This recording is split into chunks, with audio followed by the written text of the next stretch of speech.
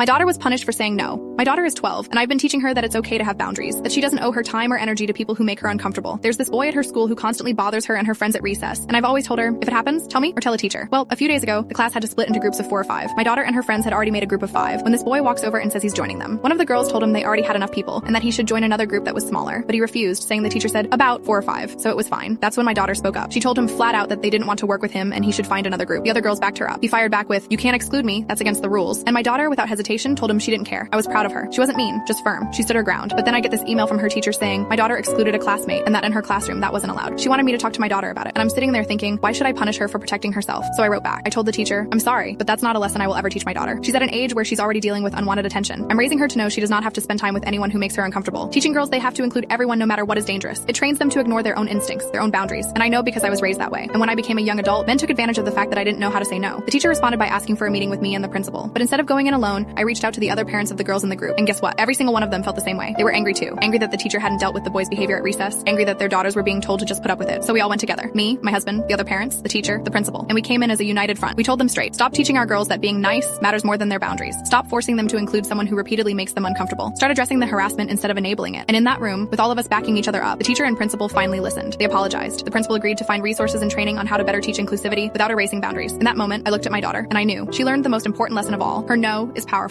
and she never has to apologize for using it.